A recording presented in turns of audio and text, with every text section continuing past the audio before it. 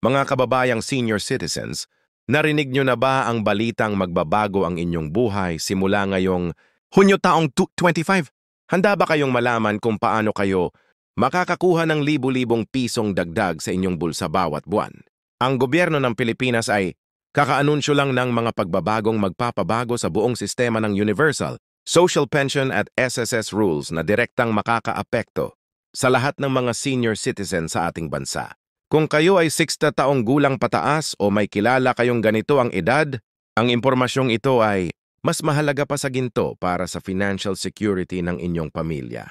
Narito ang mga pagbabagong magdudulot ng malaking ginhawa. Ang bagong Universal Social Pension System ay pinalawak na ang coverage nito na may mas mataas na monthly payouts na hindi pa alam ng maraming senior na qualified sila. Pero ang problema libu-libong eligible seniors ay hindi pa rin naka-apply dahil hindi nila naiintindihan ng bagong proseso o mga updated requirements. Ang SSS naman ay naglabas din ng revolutionary changes sa kanilang pension computation methods, retirement age flexibility at may mga bagong categories. Panang benefits na hindi available dati, may mga seniors na pwedeng tumaas ang monthly pension nila ng 30 hanggang 50%. Pero kung alam lang nila kung paano ay navigate ang mga bagong rules na ito, ang mas nakaka-alarm pa dito, may mga specific deadlines ang gobyerno para sa applications at update sa existing accounts.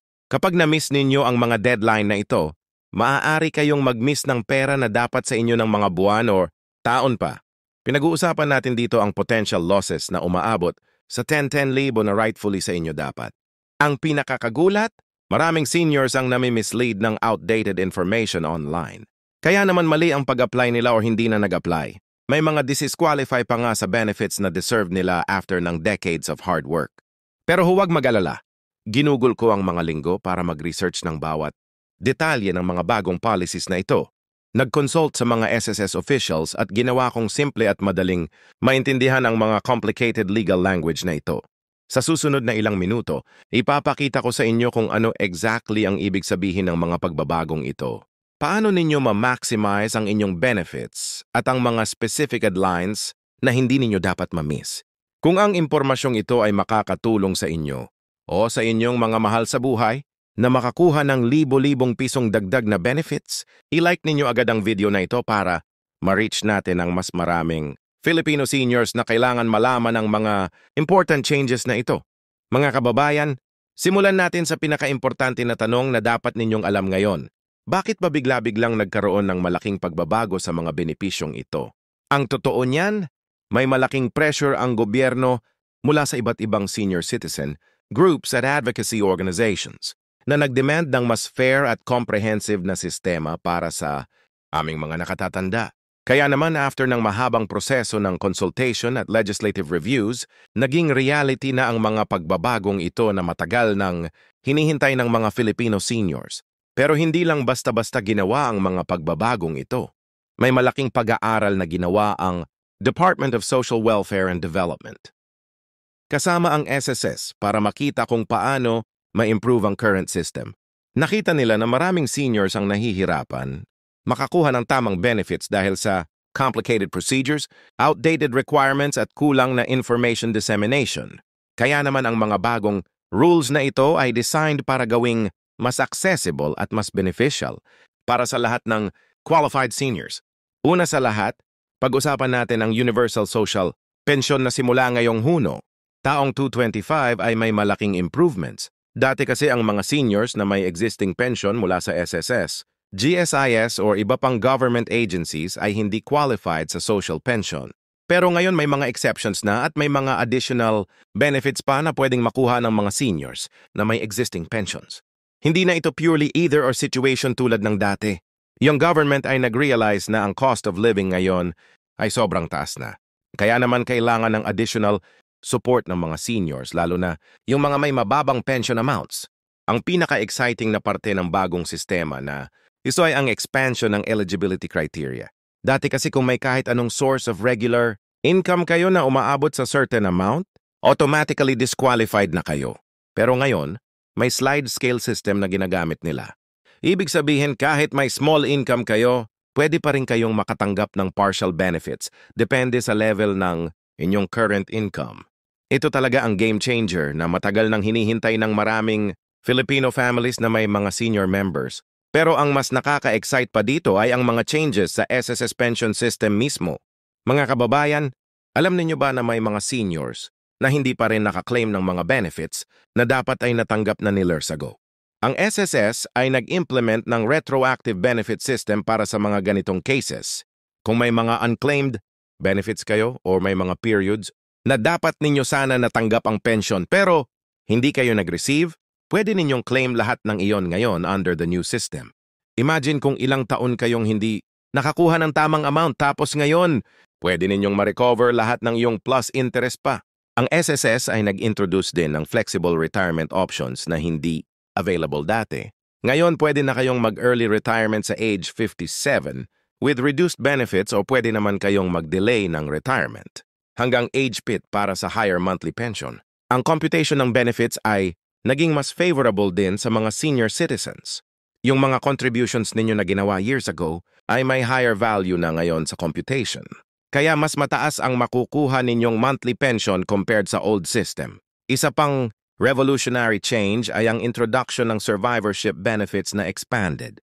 Dati kasi kapag namatay ang primary pensioner, limited lang ang benefits na makukuha ng mga survivors. Ngayon, may mas comprehensive coverage na para sa mga widows, dependent children at dependent parents ng deceased pensioner. Ang mga beneficiaries ay pwedeng makakuha ng benefits na halos equivalent sa original pension ng deceased member. Depende sa circumstances at sa number ng beneficiaries. Pero hindi lang sa monetary benefits tayo nakakonsentrate dito. Ang government ay nag-introduce din ng comprehensive healthcare package na kasama sa bagong Universal Social Pension System. Mga seniors ay makakakuha ng free medical consultations, discounted medicines, priority treatment sa mga government hospitals, at home care services para sa mga bedridden seniors. Ito talaga ang holistic approach na kailangan natin para sa proper elder care sa Pilipinas. Ngayon, para naman sa mga practical na considerations, importante na malaman ninyo ang exact process kung paano kayo mag-a-apply o mag-u-update ng inyong existing benefits. Ang government ay nag-set up ng streamlined application, process na pwedeng gawin online, through mobile app o sa mga designated centers na malapit sa inyong area. Hindi na kailangan ng sobrang daming documents tulad ng dati. Ang basic requirements na lang ang kailangan at may assistance pa na provided ng government. Representatives para sa mga seniors na hindi comfortable sa technology or hindi makabasa ng mabuti. Ang processing time din ay na-reduce significantly. Dati kasi months bago kayo makaka-receive ng first payment ninyo. Ngayon within 30 days, dapat ay na-process na ang application ninyo at nagsisimula na ang payment. May track ang system pa na pwede ninyong gamitin para malaman ang status ng application ninyo anumang oras. Pwede rin kayong mag-receive ng updates through SMS or email depende sa preference ninyo. Pero may mga special provisions din para sa mga seniors na may specific circumstances. Halimbawa, yung mga overseas Filipino workers na nag-retire at bumalik sa Pilipinas, may expedited process para sa kanila. Yung mga seniors na may disabilities ay may additional benefits pa bukod sa regular pension. Yung mga indigenous peoples na seniors ay may culturally appropriate na assistance programs din na kasama sa package na ito. Ang government ay nagpartner din sa mga local government units para sa mas effective na implementation ng programa. Ang mga barangay officials ay na-train para ma-assist ang mga seniors sa application process. May mga mobile service units din na pupunta sa mga remote areas para sa mga seniors na hindi makaka-travel sa mga centers. Ito talaga ang comprehensive approach na kailangan para ma-reach lahat ng qualified seniors sa buong bansa. Hindi rin nila nakalimutan ng mga seniors na nasa nursing homes o assisted living facilities. May special arrangements para sa mga ganitong cases para ma-ensure na nakakakuha pa rin sila ng benefits nila kahit hindi sila personally makapag-process ng requirements. Ang mga facility administrators ay pwedeng mag-assist sa kanila with proper documentation and authorization. Pero ang pinaka-importante na kailangan inyong malaman ay ang mga deadlines na involved sa programa na ito. Hindi lahat ng benefits ay automatic na maa-apply sa inyo. May mga kailangan kayong specific actions na gawin within certain time frames. Halimbawa, yung retroactive benefits na nabanggit ko kanina, may deadline yan na hanggang December 2025 lang. Kapag na-miss ninyo yung deadline na yan, mawawala na yung opportunity na makuha ninyo yung mga back payments na dapat sa inyo. May mga seniors din na nag-receive ng notifications mula sa SSS or DSWD tungkol sa mga changes na ito. Pero hindi nila nabasa ng mabuti o hindi nila naintindihan. Kaya naman marami sa kanila ay nag-ignore lang sa mga notifications na yon. Hindi nila alam na important pala yung mga yon para sa kanilang future benefits. Kaya importante talaga na mag-pay attention kayo sa lahat ng communications na natatanggap ninyo. Mula sa government agencies na ito, ang mga bank partnerships din ay naging mas extensive ngayon. Pwede na kayong mag-receive ng benefits ninyo through more banking options, including digital wallets para sa mga tech-VA seniors. May mga special arrangements din para sa mga seniors na hindi may bank accounts. Pwede silang mag-set up ng basic savings account, specifically para sa benefit payments nila na walang maintaining balance requirements. At syempre, hindi namin makakalimutan ang mga fraud prevention measures na naging mas strict ngayon. Maraming scammers kasi ang sumusubok na mag-take advantage sa mga seniors lalo na sa panahon ng mga changes na ganito. Kaya naman may mga verification processes na naging mas stringent pero naging mas user-friendly din para sa mga legitimate applicants. Important na tandaan ninyo na hindi kayo dapat magbayad ng kahit anong fee para ma-process ang application ninyo. Lahat ng government benefits ay free ang processing. Ang education campaign din na ginagawa ng government para sa programa na ito ay comprehensive. May mga seminars na ginagawa sa mga communities. May printed materials na distributed sa mga bearings. At may mga radio at TV. Programs din na nag-e-explain ng mga details ng bagong sistema. Pero unfortunately, hindi lahat ng seniors ay na-reach ng mga campaigns na ito. Kaya naman marami pa rin ang hindi aware sa mga opportunities na available sa kanila. Importante din na malaman ninyo na ang mga benefits na ito ay hindi one-time lang. Ito ay continuing benefits na makakakuha ninyo monthly provided na nakakomply kayo sa mga requirements at naka-update ang inyong records. May annual review process din para ma-ensure na qualified pa rin kayo sa benefits. Pero hindi naman ito complicated. Mostly verification lang ng inyong status at circumstances. Ang government ay nag-alat din ng substantial budget para sa programa na ito, which means hindi temporary measure lang.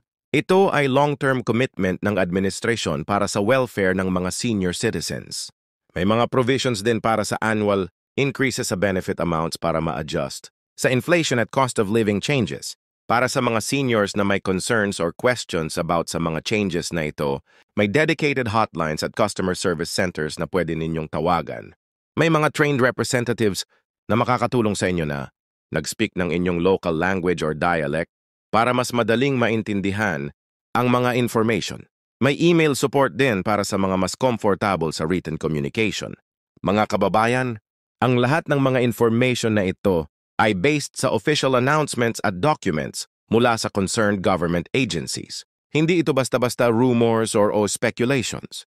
Kaya naman important na kayo ay mag-take action agad para ma-maximize ninyo ang mga opportunities na ito. Ang bawat araw na hindi ninyo ginagawa ang necessary steps ay potential money na nawawala sa inyo at sa inyong mga pamilya. Mag-subscribe sa aming channel SS Pension News